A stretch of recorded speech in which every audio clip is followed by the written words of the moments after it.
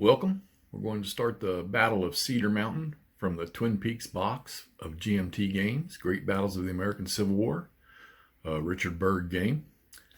The time is 9 August 1862. We've got the initial deployments on the map. Got Nathaniel Banks's 2nd Corps here along Cedar Creek. Some of Bayard's cavalry. They're headed south to southwest. Confederates have some of the cavalry and, of course, the artillery, which pretty much started the fight that afternoon. And Early's brigade from Ewell's Corps has arrived on the map, or from Ewell's division, I should say. And, of course, there's more to follow along with Jackson. Got our display track over here. Start on the 1400 game turn, and this ends at the 2300 game turn that night. Sorry for the overhead light there. There's the Confederates' turn record track and their reinforcement schedule. We're going to be playing with the standard 3 efficiency markers for the commands, using the -1 for out of command, or depending on what the leader's rating is, if it causes him to lose 1, which I think both cavalry units and the Confederate artillery unit start with only 2 activations, and the Union artillery, simply because they're a little far forward, they're starting with only 2 activations. But there's your initial setup. Confederates coming in from the southwest. I take a look at some of the victory points here, victory locations, I should say. One right there in the south middle of the battlefield, which I'm sure that the 2 cavalry from both sides will probably try to run down and grab that thing pretty fast. Not sure if they're pre-owned by the Union player. Then I'm sure Early's going to run up here and try to snatch these 2 as the rest of the Confederate Unions come on board. And you got one right smack in the middle of the battlefield right there in front of Williams's division. And of course you got the entry hexes for the Confederates down here.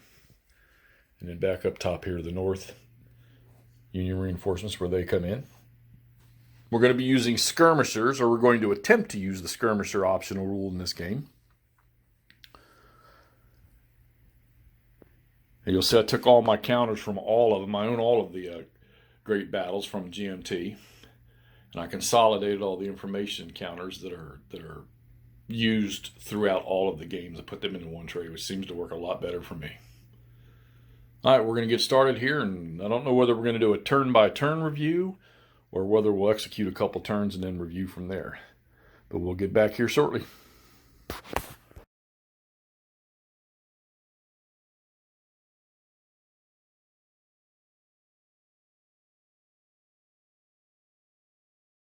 All right, we have completed the 1400 game turn, the initial game turn. Mostly movement. Some initial strategic attempts where Bayard's cavalry had moved down and took this victory location where you see Bev Roberts' Confederate cavalry initially. Once they got there, the Confederate artillery back here on this high ground got some long shots in on that cavalry, got some really, really lucky rolls, and then a second disruption, which caused a strength loss point to each one of those cavalry regiments and sent them back 2 hexes, which allowed Bev Robertson to move in and take that victory location, giving the Confederacy the 1 victory point. The Union's 2nd Corps, the 2nd Division here, and the 1st Division over here, they are adjusting to meet the oncoming Confederate forces. You see Early getting ready to come out of the woods here. Now, he's only sitting on a brigade, but behind him is Winder's division with Jackson and some artillery coming right up behind them, and there's more to follow there. So the 1st Division of the 2nd Corps is trying to cover this victory point over here and stall Early as he comes out of those woods. Now, whether or not Early comes out before he gets some support, I haven't decided yet. I may use a dice roll for that one to determine whether he is aggressive or not. Or maybe I just use his his rating, which he is an aggressive leader. Union artillery, they got some good batteries in here. Just got to get them in the right place. They took a couple of long shots at Bev Robertson's cavalry, but they didn't do any damage. And the 2nd Division for the 2nd Corps, they're going to probably set up, whether I'm going to come up on this high ground in this cornfield or stay along this creek line back here to catch any of the Confederate forces that will probably come off of the Cedar Mountain area. I have not decided that yet. We'll work on that when I start the next turn to see how things pan out and how the activations go. You'll notice that the Union does not get any reinforcements till 8 o'clock at night. So they've got to fight with what they've got on the board. Probably have to just sort of pace themselves and not take too much damage, although most of their regiments are larger than the Confederate regiments.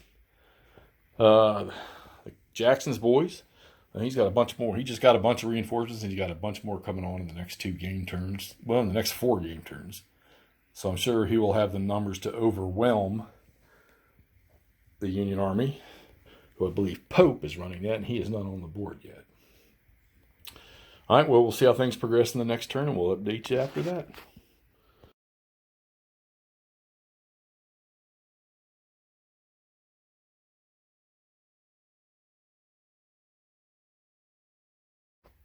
All right, Battle of Cedar Mountain. We finished the 1445 game turn. Not too much has happened. Early's brigade popped out of the woods here, and a few rounds were exchanged, but no damage was done to anybody. That was just sort of a test run on the fire combat. You've got Williams's division from the 2nd Corps, the 1st Division, 2nd Corps. They've got them into the position where I want them initially, covering this victory location over here and on this high ground, with the woods to their back there. I got Williams's brigade, or correction, Crawford's brigade, down here in the lower ground, in case Early comes out down the main road there, which is, you see the victory location back here, so coming down that main road is probably going to happen. Plus, you've got Winder's divisions getting ready to come out of the woods here, more than likely in an assault. I was able to get some of the Confederate artillery up, get a little closer, get some better range. The cavalry is protecting them, Bev Robertson's cavalry. The rest of Ewell's division has moved over here, Cedar Mountain, to try to take this victory location, where you see that out of command unit right there. But Bayard's cavalry got over there just to sort of slow them down. I'm sure he won't stay there very long, though. And Ewell will turn north and move right in here to Prince's division. So the fight should be happening here shortly. A lot of out-of-command units on the Union side because their overall commander Pope's not on the board. Jackson is on the board, so some of these units for the Confederacy, they will stay in command. All right, but we're going to start the 1530 game turn. Then we'll get back to you just as soon as that's complete.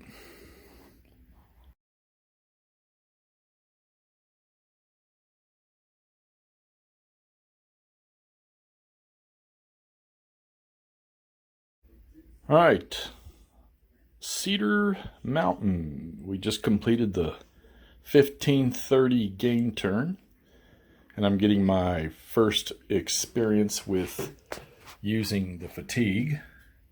Not severe, but a couple of units that have drawn some fatigue from extra activation or shock. All right, the general overview here is you can see the Confederate forces over here. Winder's division and Early's brigade from Ewell are sort of massing up here in the woods. They're going to lunge out here shortly into the right flank of the 2nd Corps, which is the 1st Division of the 2nd Corps. You see they're getting into their attack formations. Some more Winder's men coming on. They'll probably come out of march mode here in the division, turn into attack orders. And all of this will move forward. I can't seem to find any attachment rules for infantry or cavalry brigades because Early is over here completely out of range of Ewell. And while I can still use him, he gets a little bit more limited because he's out of command. I must be missing something in the rule book or that's not covered. There's been a few exchanges of fire, casualty here and there. Not too much over here. Keep disrupting these front Union brigades. Did put some damage to the artillery there, and the one Union regiment there from Crawford, underneath that artillery commander, he was sent back and running. Put some damage on that artillery piece here. And now Ewell struck the left side of the 2nd Corps and didn't even get to assault. Just its fire alone sent those 2 regiments running right there. When Augur's division's 3rd activation came up, they turned to fire and did literally 0 damage. All those cannons, I think, are rolled a 0 and just did nothing. And there was an infantry unit underneath, I think it's a 6th strength, so I was able to fire 1 strength point at him. That was a waste of time. So he's got the advantage there. The cavalry over here, see this unit here on the right from Berg, which, by the way, I had never heard of Berg in reading anything about the Civil War, or just maybe if I read it, I never noticed anything special about him, but he seems to be all over these early battles. He's managed to hang on to that victory location there underneath the 1st Maine.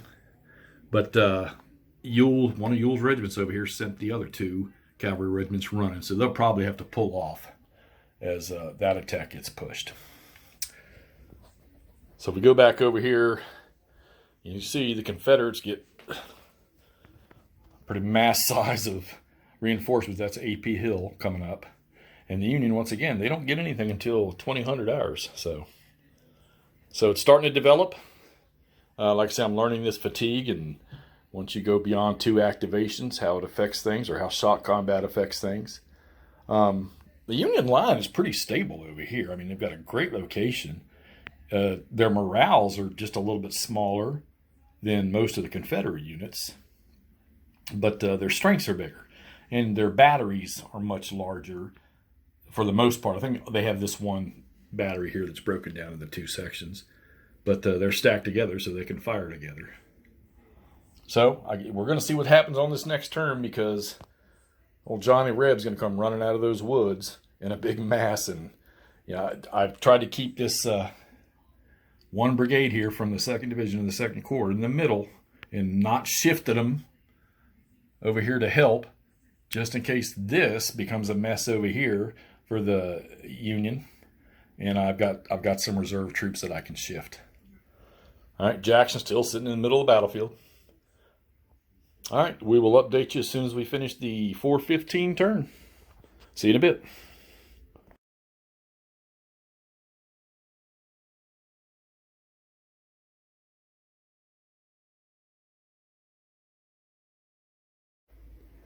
All right, Cedar Mountain.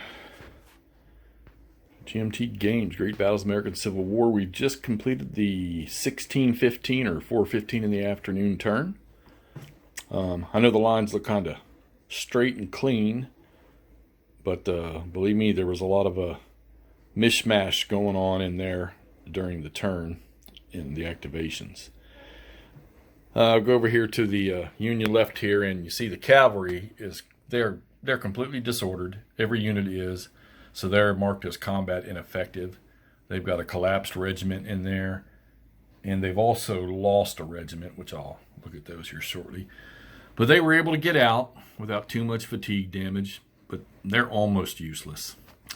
One of the brigades from Ewell's Corps, or Ewell's Division, they were the ones that scattered them. Now I got to get them back into the fight. You can see they've got a regiment that's out of command, not to mention the brigade itself is out of command. The rest of Ewell's Corps, or Ewell's Division, excuse me, they have collapsed to the 1st Regiment from Augur's division over here on the Union left. Now one of the other brigades from that division is going to set up, try to slow them down. Yeah, I think the numbers over there with Ewell are going to be too much. So I think they'll end up collapsing that side there too. They got to try to hold. I guess they can back off some. There's a victory location back here you don't really want the Confederates to have at that intersection. But like I say, they'll have to hold on till after dusk when they finally get reinforcements. Robertson's cavalry, they moved up in the middle since the last remaining brigade from Augur's division had to move over here to protect the left because this brigade was starting to take hits, and they've already lost one complete brigade eliminated. Now it only had 2 regiments with just a small brigade that got completely wiped off the map. Really nothing here in the middle. And with that said, you've got Winder's attack, who a lot of them got disrupted as he started, but they were able to push the Union's one brigade from the 1st Division back slightly, and they've collapsed one of their regiments, and their attack's going to continue. But right behind them, here comes A.P. Hill with Thomas's brigade, and he also brought in a bunch of artillery, so there's just a massive amount of artillery sitting there for the Confederacy.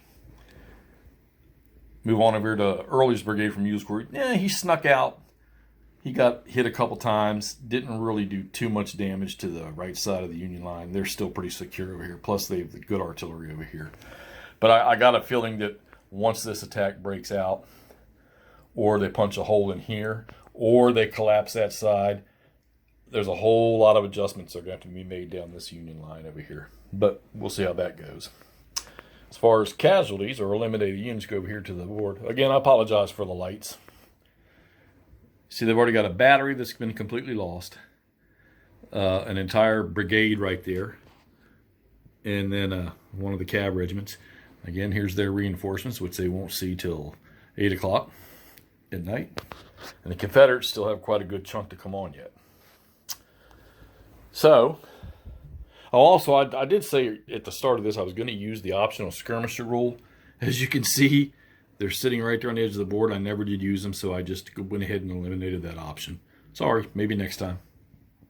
I think somewhere along here I'm going to have to shoot a live play of maybe one of the activation segments or maybe a turn, but it just takes so long, even with this limited amount of counters on the board. Maybe in the next playthrough that I do, I'll do a live one so you can see how the action goes. All right, well, we're going to start the 1700 turn. Right now, you can see the collected victory points. The Confederates are only up by, or they're down by, I should say, 1 point or 2 points. But I think that's getting ready to change. The Confederates will take that victory location with this next movement. And the way it looks, well, right now they're more apt to be able to take that one than they are this one. So I figure there's at least 2 more coming for the Confederacy before nightfall, I would think. All right, well, as soon as we get done with the 1700 game turn, we'll get back to you and get you updated. See you then.